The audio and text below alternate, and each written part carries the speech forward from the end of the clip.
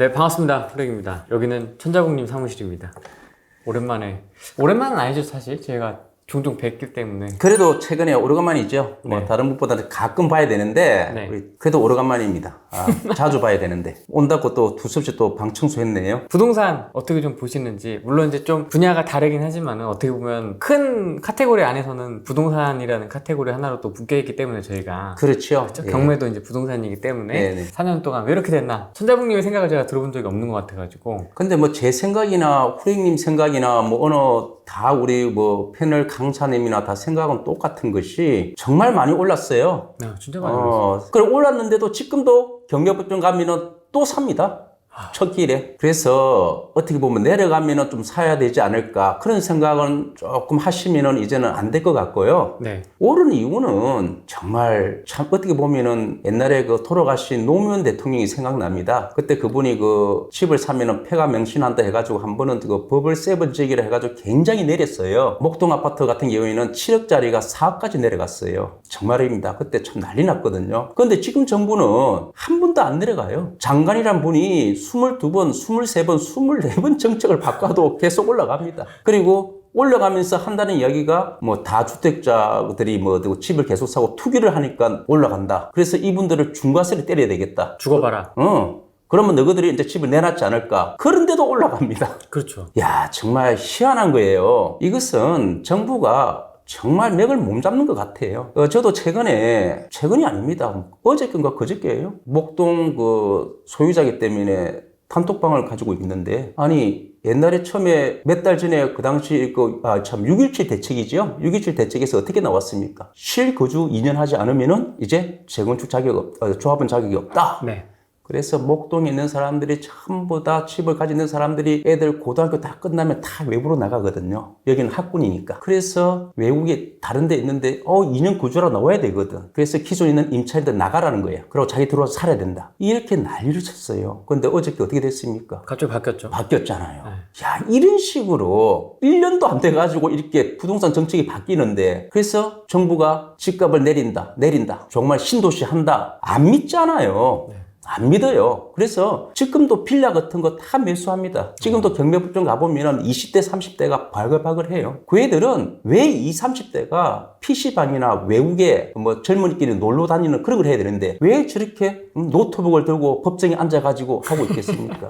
그래서 정부 말을 못 믿고 네. 정부는 이제는 무슨 말을 하더라도 젊은이들이 집을 사야 되겠다. 지금 사지 않으면 더 올라간다. 이런 명제를 정확하게 뿌리지 않고는 젊은 사람들이 계속 이렇게 살 수밖에 없습니다. 지금도 뭐 경매를 하고 누가 보면은 직장 일도 중요하지만 일단은 네가 집을 살 집을 먼저 준비해놔라. 지금 못 사면은 나중에는 더 올라간다. 이게 진짜 공분한 이야기가 됐어요. 그러다 보니까 거의 빌라도 이제는 없어지고 나홀로 아파트도 다 없어지고 뭐 이러다 보니까 이제는 정부에서는 뭐 다른 방법이 없잖아요. 민심이 흔들리니까. 그러니까 지금도 아마 무슨 말 해도 않을 겁니다. 지금은 이제 거의 양치기 소년처럼 돼버려가지고. 그렇죠. 초창기 때는 우리가 이 부동산에 올라가는 것이 뭐냐면은 소위 말하는 경기 부양책이라는 이런 용어를 가지고 지역구에서 뭐 개발 이런 거 있잖아요. 뭐 이런 거 해가지고 조금 먼저 표도 얻고. 뭘 유치하겠습니다. 맞습니다. 개발하겠습니다. 이렇게 했는데 그래서 이제 집값이 좀 올라가고 이렇게 했지만 지금은 그런 이상으로 집값이 저는 계속 올라간다고 봅니다. 저는 최근에 어떤 정부에 있는 뭐 관계자가 집값은 계속 내려간다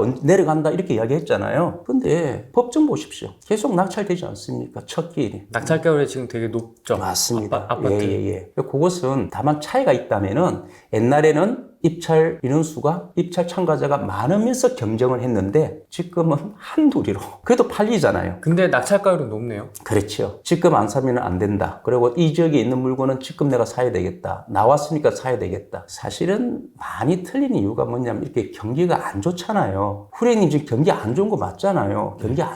경기가 안 좋으면 물건이 쏟아져야 되거든요. 안 나오잖아요. 그것도 이상하지 않습니까? 상가 쏟아져 나와야 되는 거 아니에요? 맞습니다. 참 이 정부 특이합니다. 아니 코로나로 막 있으면 지금 쓰러져야 돼요. 그래가지고 경매가 나와야 되고 해야 되는데 안 나와요. 어떻게 된 거죠? 글쎄 그거 어떻게 됐을까요? 누가 못 나가게 하는 건지. 예? 응? 어떻게 보면은 재난지원금? 아닙니다. 지금 이거 경매로 넣고 싶어도 은행에서 못 넣을 수도 있고 은행에 사고 싶으면 넣어야지요. 은행은 돈이 돌아가는 걸 좋아하지 않습니까? 그렇죠. 들어왔다 나갔다 회전율 들리는 이야기는 자꾸만 은행도 안 좋은 것 같아요. 점포수를 줄인다니까. 그런데 왜 경매를 안 넣을까요? 이거 빨리빨리 해서 이렇게 맞습니다. 해야 되는 거 아닌가? 맞습니다. 순환을 시켜야 되는 거. 그것부터 잘못되었어요. 저는 뭐 어디고 그렇게 뭐 경매를 꼭 잡아 넣어가지고 어떻게 해라 그런 뜻은 아니지만 경제로서 저는 설명하는 거죠. 경제로서. 네. 끝까지 뭐 어떻게 하나의 정부에서 이런 것도 경매를 안 넣고 잡아준다. 그게 참 좋은 건 아닌 거 같습니다. 순환이 돼야지. 어떻게 하면은 우리가 집값을 내릴까? 그 집을 내린다 하니까 수학적으로 1번이라 하면은 집을 많이 지으면 될 거 아니냐 이겁니다. 맞죠? 지을 땅이 어디 있습니까? 압구정동, 목동 괜찮은 데는 잠시 재개발 안 하잖아요. 왜 안 할까요? 자기 편이 아니라서 그럴까? 그렇죠. 그럴까요? 자기 편은 딱 집값이 매덕까지가 자기 편 이런 게 있는 모양이에요. 요 정도 금액은 자기 편이 아니에요 보니까. 종부세 기준. 그런 것은 가만히 가서 지어가지고 공급을 하고 이렇게 생각을 안 하고 신도시를 만든다. 신도시를 만드는 순간 또 집값이 뜁니다. 그 주의가 맞아요. 저는 지금 돌이켜보니까 역대 정부에서 신도시 안 한 정부가 없어요. 조그마한 미니 신도로 다 만들었어요. 자기 업적을 만들기 위해서. 그래서 정부가 바뀔 때마다 막 신도시 하는 모양입니다. 집값은 좀 더 갈 것으로. 저는 보세요? 올라갑니다. 이거 참을 수가 없네요. 언제까지 올라갑니까? 글쎄요. 한 번씩 신문에 날 때마다 저쪽 지구도 이제는 10억이다. 뭐 이런 이야기 있잖아요. 네. 들어봤지요? 네. 참 10억이 작은 돈이 아니잖아요. 10억이라면요. 얼마나 그게 지금 직장인들 10억 벌겠습니까? 정말 이 부동산 정책만큼은 너무 잘못되었다. 또 이상하게 잘못돼도 옛날에는 이렇게 하면은 조금 멈추었어요. 집값이. 그리고 또 하락도 하고. 근데 지금은 정말 그 정부에서 강력하게 한다 했는데도 안 먹혀. 그리고 강력하게 하는데 그 나온 것만 보더라도 좀 남들은 안 놀래. 결정적인 뭐냐면은 안 믿는다는 겁니다. 안 믿을 수가 없다. 다 틀리거든. 뭐 소급하고 막 이러잖아요. 다 틀려. 2년 거주. 그 당시 굉장히 이슈였어요. 그래서 외국에 있는 사람들은 들어와야 되나 이럴 정도였습니다. 네. 이게 한번 자기가 거주하는 곳을 옮긴다는 것은 모든 게 다 바뀌는 거야. 직장하고. 근데 그 불과 1년도 안 돼가지고 설거머니 이렇게 됐죠. 임대사업자 제도 폐지도 그렇고. 옛날에는 어떻게 했습니까? 혜택 준다고 하지 않았습니까? 오로지 다주택자, 집까지 있는 사람들이 집을 사면 그게 투기다. 그렇기 때문에 너희들이 집을 내놔라. 내놔면은 집값은 내려간다. 내놨기 위해서는 어떻게 한다? 세금을 중과세를 때리겠다. 그래도 집값은 안 내려가잖아요. 좀 전문가적인 그게 있어야 될 것 같습니다. 그래서 뭐 여기서는 우리가 뭐 정치 이야기, 사실 부동산 이야기는 정치 이야기하고 똑같아요. 그렇죠. 부동산이 정치 이야기 안 하고는 부동산을 할 수가 없어요.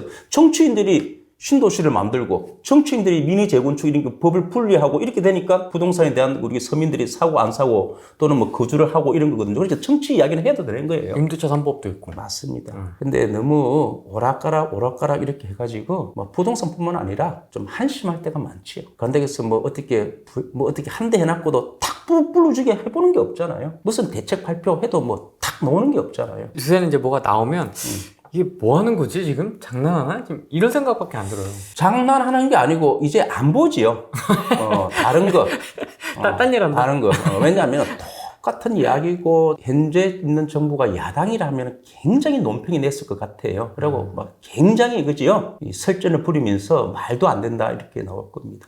이게 정부 말을 안 믿고 젊은 애들이 계속 이렇게 할 수밖에, 또 실제 또 그렇게 하고 있잖아요. 그러다 보니까 뭐 서울시 선거할 때도 보면은 뭐 젊은 사람들의 그 표심이라는 그것도 어떻게 보면은 뭐 부동산 영향도 있을 수도 있겠죠. 선거는 어떻게 보면은 집권 여당이 뭔가 잘못되면 그 선거로서 우리가 심판해야 되니까 그 심판에 안에 보면은 부동산도 하나의 그런 것 영향도 있고. 그렇죠. 뭐 LH 사건 그것도 바로 부동산 영향 아니겠습니까? 자기들끼리만 다 만들고 그 조직이 있는 사람들은 그야말로 자기들끼리만 소위 말해서 할 거 다 하고. 그러니까 너무 박탈감이 들잖아요. 근데 이런 것도 조금 막 살을 토로내는 식으로 막 강금하게 해가지고 수사를 해가지고 정말 이 젊은 애들한테 그냥 피부로 했지만 거의 뭐 지금도 보니까 그렇게 마음에 와닿지 않아요. 어떻게 보면 기성세대이시잖아요.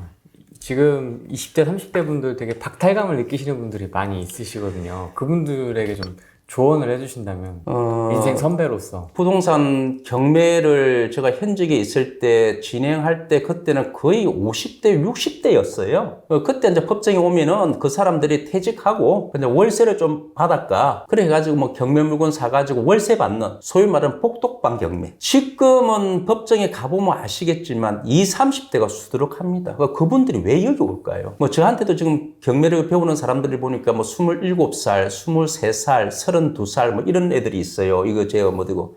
근데 이 사람들이 그냥 아니 40대, 50대들이 오는데 젊은 애들이 와요. 그래서 이제 그 사람들한테 내가 물어보거든요. 너는 왜 이렇게 이제 경매를 하게 됐냐 하니까 본인들도 그래요. 기존에 하는 일은 하되 부동산을 모르면은 다른 일도 못 한다는 거죠. 부동산 이제 필수라는 거죠. 지금 20, 30대들한테 하고 싶은 이야기는 본인이 하고 있는 데에서는 진짜 열심히 하셔야 됩니다. 그렇죠. 열심히 하시고 다만 언젠가는 가족을 거느리면서 자기가 책임을 져야 되잖아요. 언제까지 부모님이 저에게 돈을 대주고 그러진 않지 않습니까? 그러면 저도 이제 부모님을 또 부양할 때도 있고 설사 부모님한테 부모님을 부양을 안 하더라도 부모님이 요양원이나 뭐 시버타운 이런 데 가더라도 조금 자식으로서는 이렇게 해야 되는데 도와줘야 되는데 자기가 월세 내고 전세 내고 자식들 학원비 올라가고 남는 게 없다는 거 아닙니까? 그렇기 때문에 젊은 애들이 항상 뭐 힘들어지니까 또 젊은 사람이 직장에 공무원을 빼고는 정년퇴직 60세까지 하는 데가 없을 거예요. 거의 일반인들이. 그래서 앞으로도 자기 제2의 인생, 제3의 인생을 살기 위해서라도 부동산 공부는 조금 그 부동산 공부라는 것이 소위 말하는 경제하고 똑같아요. 가격이 올라가고 내려가고 소위 말하는 사이클 타는 침체기, 또 뭐 회복기 이런 사이클을 타는 것도 약간의 그 부동산 공부를 하고 있다 보면은 우리 부동산 경제 흐름을 보면서 비록 직장을 다니더라도 그게 조금 내용을 알아가지고 안착해야 되지 않을까. 다시 말해서 직장 일만 충실하게 일하고 있다가 월급은 안 올라가는데 올라가더라도 조금 올라가는데 집값은 폭등이 돼버리면 그렇죠. 나는 평생 집을 못 사고 계속 전세로서만 또 전세값도 올라가지 않습니까? 그래서 저는 자기가 맡은 일은 진짜 열심히 하고 성실하게 일하면서도 우리가 일어나가지고 약간의 운동하고 일주일에 한 번은 등산 다니고 또 하는 것이 습관이듯이 부동산 경매 공부도 경매뿐만 아니라 부동산 공부 안에는 뭐 경매, 공매, 뭐 임대차 다 들어가야 되겠죠. 이런 식으로 조금 이론적으로라도 좀 알고 상식적으로 좀 알고 그리고 약간의 취미라고 하기보다는 조금 생각은 가지고 있어야 된다. 그래서 뭐 인터넷이나 이런 데 들어가가지고 조금 이렇게 관심을 가지는 거. 그래야 내가 부동산 경제의 그 사이클, 집값이 내려갔을 때는 금리가 어떻게 되고 요 정도는 젊은 애들이 알아야 되지 않을까. 밀레니얼 세대, Z세대를 이제 일컬어서 MZ세대라고 예, 하는데 네. 부캐릭터라고 해요. 자기 본업이 본 캐릭터고 이제 저녁에 야간에는 부동산 공부하고 뭐 또는 주식 공부하고 뭐 이걸 부캐릭터라고 해서 예. 밤에는 재테크, 낮에 일하고 이렇게 이제 열심히 하시는 분들이 부쩍 늘어났다고 그러더라고요. 저는 부쩍 늘어난 거는 잘 모르겠는데요. 제한테는 이 50대밖에 없었거든요. 지금 20대가 있는 거 보고 놀랬대도요. 20대, 30대들이 조금만한 돈으로 2030들이 한 번도 경매를 안 해봤는데 2, 3천만 원 가지고 한번 이거를 가지고 경매에 대해서 접근해가지고 창업을 가질 수 있는 상가, 대학교 앞에 있는 상가, 소위 말하는 대단지 아파트 안에 있는 상가는 그 지하 상가 같은 경우는 거의 뭐 장사가 안 되고 뭐 폐업이 돼 있어요. 뭐 반찬 가게 하다가 안 그러면 창고로 있어요. 뭐 1층에 인테리어 가게에 있는 거를 창고로 하고 있어요. 그런 거를 갖다가 싸게 낙찰받아가지고 자기가 밤에 보통 한 단지에 2,500에서 3,000세대가 있다면 도로만 건너면 또 옆 단지거든. 그런 대단지가 있는 아파트 그런데 밤에 친구들이 하고 떡볶이, 김밥 가지고 야식 배달. 그러다 보니까 요즘같이 이런 코로나 세대 야식 먹어야 되잖아요. 집에서 밤에 가스레인지 틀면서 이렇게 안 하고 딱 전화 한 통 하면은 바로 들고 바로 탁 갖다 주고 뭐 밤에 자정까지 한 서너 시간만 바짝 해피면은 한 번 배달할 때 보통 김밥 한 줄은 배달 안 하잖아요. 떡볶이 하나, 김밥 한 줄 해보면 얼마겠습니까? 또 그때 순대까지 첨부해보세요. 광고 없이. 제가 그런 식으로 한번 강의를 한 적이 있었어요. 그렇게 너가 젊은이도 너가 일은 열심히 해라. 그러면서 언제 어떻게 될지 모르니까 네 장래가 언제 될지 모르니까 이런 것도 좀 알고 있자. 그리고 부동산에 대한 내가 계속 사이클을 말하거든요. 부동산이 영원한 영속성은 없어요. 가격이 계속 올라가는 영속성은 아니고 가다가도 침체기도 될 수도 있잖아요. 그러다 또 회복이 되고 이게 사이클이잖아요. 그런 사이클 타면서 침체기 때 또 내가 어떻게 한번 해보는 그런 마인드를 갖추기 위해서는 한번 해봐야 되거든요. 그래서 그런 경험을 가져봐라. 한 번은 찾아왔는데 그 젊은이가 선생님 제 입사 동기하고 벌써 차이 났습니다. 아니 그럼 실제로 그럼 창업을 하신 거예요? 하시죠. 와. 그래서 제가 가이드를 진짜 해주셨네요. 제가 현직에서 그 느끼다 보니까 지금 무조건 경매 강의 이게 아니더라고요. 아 진짜 이 젊은 애들한테는 뭔가 이 애들한테 내가 남겨줘야 되겠다. 이렇게 소위 말하는 지금 뭐 어떻게 보면 유튜브에도 많이 나오지 않습니까 강의가. 근데 그것보다는 1000번, 10,000번 듣는 것보다는 내가 손을 잡아줘야 되겠다. 그리고 이 애가 손을 잡고 한 걸음 한 걸음 가는 것을 내가 해줘야 되겠다. 그리고 그때부터는 이제 자기가 이제 나서겠구나. 아시겠지만 제가 후랭님이 하고 있는 이 동영상 나 이거 배우라면 못 배워요. 비싸게 배워도 못 배워요. 차라리 나한테 하나씩 해줘야 제가 접근해가지고 내 거로 만들 수 있거든요. 이 경매라는 것이 부동산인 것이 물건을 가지고 그 사람과 상대하는 것이 FM 이론으로 되는 게 아니거든요. 변화무쌍합니다. 사람에 따라서. 너무나 변화무쌍해요. 그래가지고 이 물건을 잘못 사가지고 마음에 상처를 당한 사람도 있고 본업은 이래야 되는데 법원에서 언제 나오십시오? 굉장히 힘들어요. 예를 들자 보십시다. 제가 한번 후랭님 질문 하나 해드려도 될까요? 네. 어떻게 해가지고 뭔가 운전하다 보니까 접촉사고가 났다. 경찰에서 전화가 왔어요. 후랭님 며칠 날 몇 시까지 법원에 경찰에 조사로 오십시오. 그럼 후랭님이 예 알겠습니다. 이렇게 하겠죠. 일반인들은. 네. 근데 약간의 손을 잡아주고 이런 사람들은 내막을 알면은 제가 지금 일이 있으니까 조사를 갔다가 오늘 그 약속 장소를 못 가고 제가 일주일 뒤에 가야 되겠습니다. 일주일 뒤에 시간을 잡아주십시오. 뭐 이런 식으로 태연하게 말할 수 있는 거죠. 아, 주도적으로 내 그렇죠. 스케줄에 맞추는 거네요. 다시 말해서 상황을. 그렇죠. 경찰은 나를 잡는 게 아니고 누가 잘했나 못했나를 갖다가 지가 조사를 꾸미가지고 판사가 재판하기 때문에 조사는 공정해야 되니까 내가 원하는 시간에 가야지. 지금 내가 촉한 데 가가지고 하고 싶은 말도 다 못하고 나올 수도 있잖아요. 그러면 경찰관도 그때는 너무 늦어서 안 되니까요. 서로 시간을 조절하지요. 뭐 모르는 사람들은 그냥 끌려가지 않습니까? 아, 예. 나가겠습니다. 쫄아가지고. 핸드폰 내놔시오.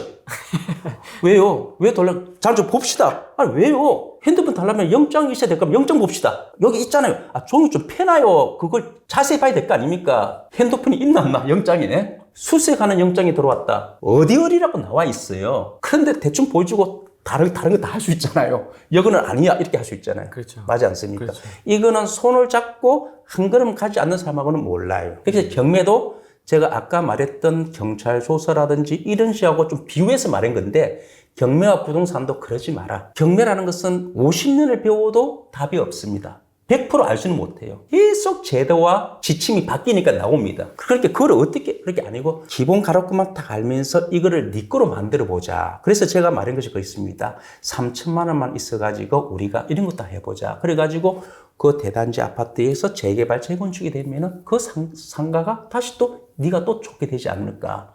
그래서 남들이 안 사는 상가 보니까 딱 보니까 그런 상가는 지하에 보니까 옛날에 반찬 가게 하다가 장사가 안 되니까 다 받아가지고 창고로서. 근데 그 주인이 뭐 그냥 남 주진 않을 거 아닙니까? 1층에 인테리어 가게, 어떻게 보면은 무슨 세탁소, 그런 가게 창고로 쓰는 거야. 월세 얼마 조금만 주고. 그런 거 경매 나왔을 때 탁 해가지고 그 대단지, 한 단지에 2,500. 도로 조금만 끝나면 또 한 단지야. 2,500, 3,000 들고 왔다. 여기 하면서 느끼는 것이 뭐냐면은 돈에 대한 전략. 내가 이렇게 들고 다니면서 파는 돈을 함부로 안 쓴다는 거지. 꼭 필요한 것만 쓴다는 거지. 그리고 젊은 애들이 뭘 하나 사더라도 10번 정도 생각하고 이것을 꼭 내가 사야 되겠다. 꼭 내가 사야 되겠다. 이런 것을 갖다가 인터넷에서 내가 주문하고 싶은데 한 번 더 생각, 두 번, 세 번 생각하는 거예요. 저거 사가지고 장롱에 넣을 수도 있어요. 거기서 25,000원, 3만 원짜리가 쉽게 생각하면 그것 때문에 돈에 대한 무서움을 애들이 알더라고.